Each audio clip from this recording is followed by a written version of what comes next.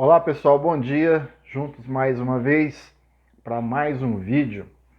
Lembrando a você que ainda não se inscreveu em nosso canal no YouTube, canal Antônio Lima Braga Júnior, você vai lá, faz a sua inscrição para receber as notificações dos vídeos que são postados todos os domingos. Para você que me acompanha no Facebook, você tem a oportunidade de ler os versículos do capítulo que nós comentamos no final de semana, e eu vou postando de segunda a sábado, e no domingo a gente bate um papo a respeito, ok? Para você que não tem eu no Facebook, pode pedir lá a solicitação de amizade que a gente vai atender com todo carinho. Nessa semana estamos vendo o segundo capítulo do livro de João. Como nós dissemos na semana passada, o apóstolo chamado de Boanerges, ou Filho do Trovão, procurou fazer um registro objetivo, mais teológico do que biográfico ou histórico. Ele relatou poucos milagres de Jesus, apenas 7 nesse livro. E um deles nós vamos ver hoje, que é o milagre da transformação da água em vinho, ok? O texto nos fala que Jesus foi a um casamento na cidade de Caná da Galileia. Ela ficava pouco mais de 10 quilômetros, de 10 a 15 quilômetros, ao norte de Nazaré. Repare aqui que Jesus veio ao mundo com uma missão, contudo ele não se privou de festas. A nossa jornada de evangelização pode perfeitamente estar em um momento de festa e alegria. Não precisa você se privar disso. Jesus nos dá esse exemplo. Traga um equilíbrio na sua vida, permitindo que Jesus esteja presente nos seus momentos de lazer também. Você pode evangelizar em uma festa. Faça isso. Não precisa ficar todo sério, achando que você não pode se divertir. Isso não existe. A alegria tem que estar no rosto daquele que está evangelizando. E momentos de prazer faz parte da nossa vida. As festas de casamento naquela época, elas duravam uma semana. Para gente que faz festa de casamento durante algumas horas é complicado, imagine uma semana. E a família tinha como obrigação de se organizar para que não faltasse nada para os seus convidados. E acabar o vinho era muito constrangedor, muito embaraçoso. Mas isso aconteceu na festa que Jesus foi. Está lá no versículo 3. A situação era emergencial. O vinho, meus amigos, ele faz parte da cultura judaica ou hebraica. Noé, quando desceu da arca, a Bíblia diz em Gênesis 9:20 que ele plantou uma vinha.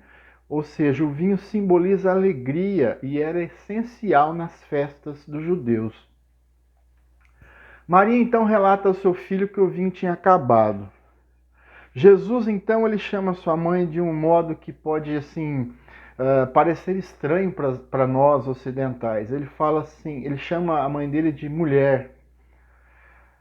Muitas pessoas criticam, outros falam um monte de besteira, mas era um modo respeitoso de você tratar as mulheres. Então, Jesus em outras ocasiões ele fez isso com outras mulheres, chamando ela de mulher num sentido de respeito. Jesus era respeitoso.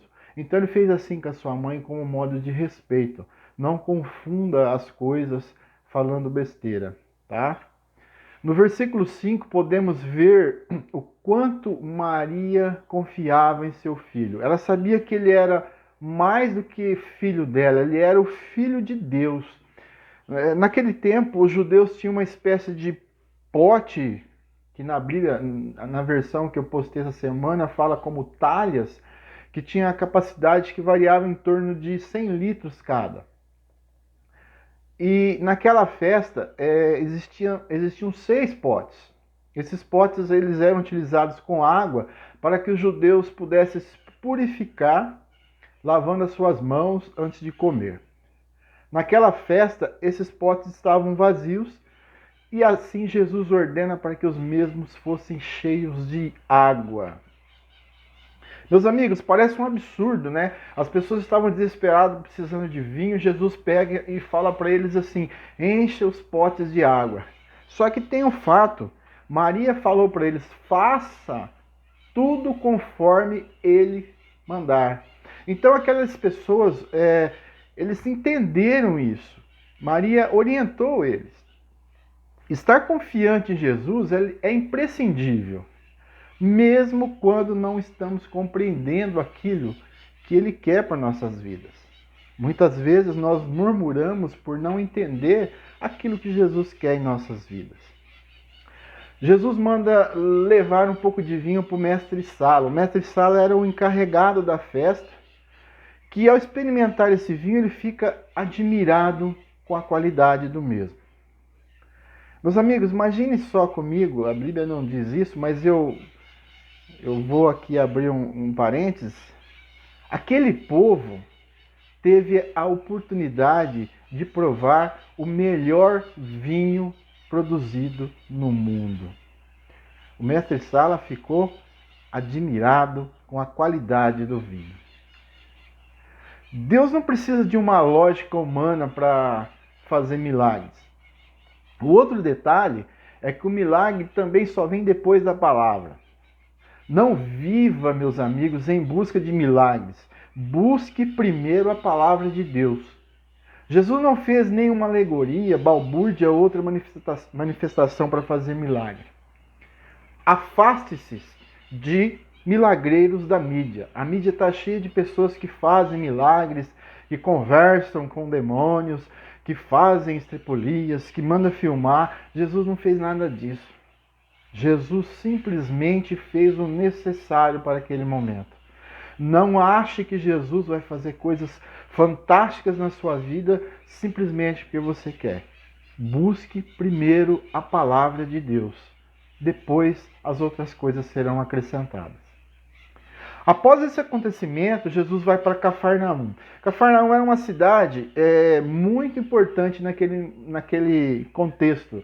Era uma cidade que tinha umas rotas comerciais muito grandes e Jesus fez ali o seu lar para o seu ministério. Era muito importante a cidade, só que Jesus a condenou pela sua incredulidade. Tá? Por ocasião do período de Páscoa, Jesus então vai para Jerusalém. A Páscoa era uma festa que durava uma semana. Um dia o cerimonial de Páscoa e mais 6 para o cerimonial dos pães asmos, ou os pães sem fermento. Todo homem judeu deveria fazer uma peregrinação até Jerusalém nessa ocasião. Aí você imagina a quantidade de pessoas que tinham em Jerusalém na época da Páscoa. O templo ficava lotado. Aí surge uma figura desprezível nessa história, o cambista. Os líderes religiosos, eles permitiam que os cambistas montassem barracas no átrio, chamado átrio dos gentios, do templo. Ali eles trocavam dinheiro, porque para você fazer as contribuições e pagar tributos ali no templo, você tinha que usar a moeda local. Então os estrangeiros vinham, tinham que trocar dinheiro, os cambistas colocavam um câmbio absurdo para que o dinheiro deles não valesse nada e os cambistas ganhavam muito com isso.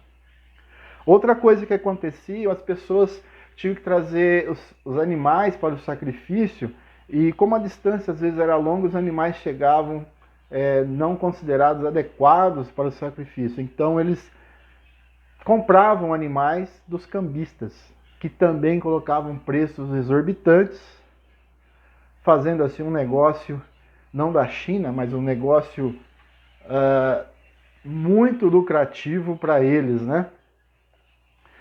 E o templo se tornou um grande mercadão.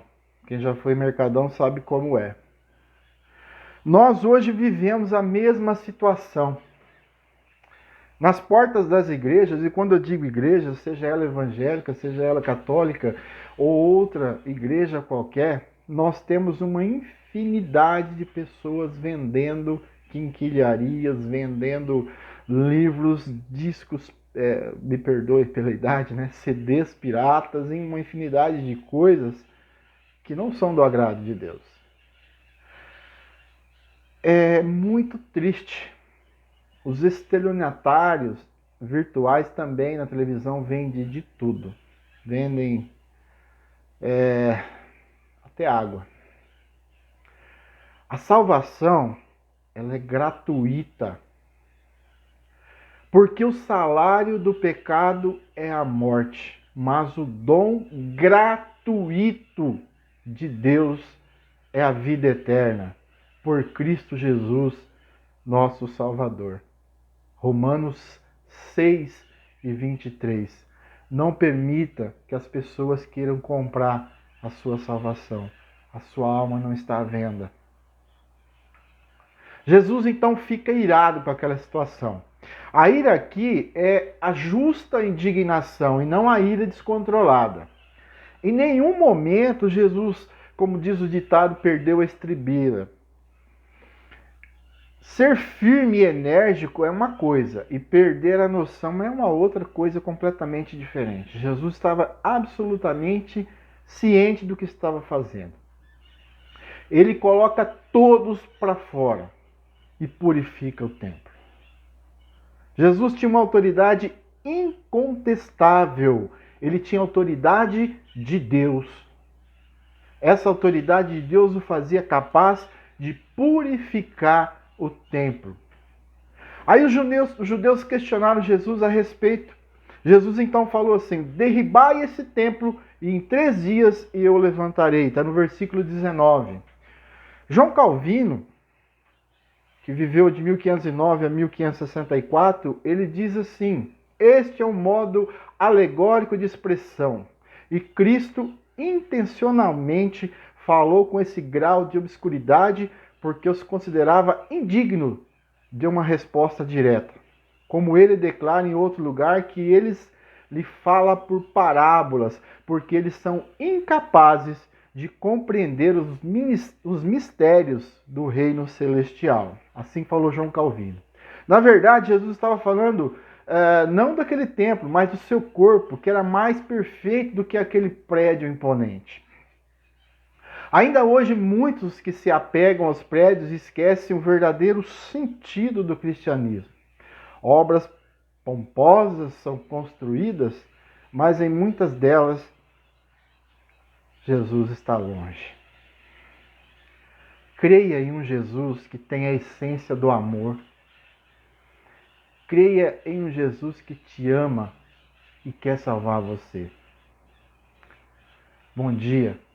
Que a paz do nosso Senhor Jesus Cristo esteja em sua vida e possa mudar cada instante da sua vida, cuidando dos seus passos, da sua família e fazendo com que a essência do seu ministério esteja em seu coração, que é o verdadeiro amor.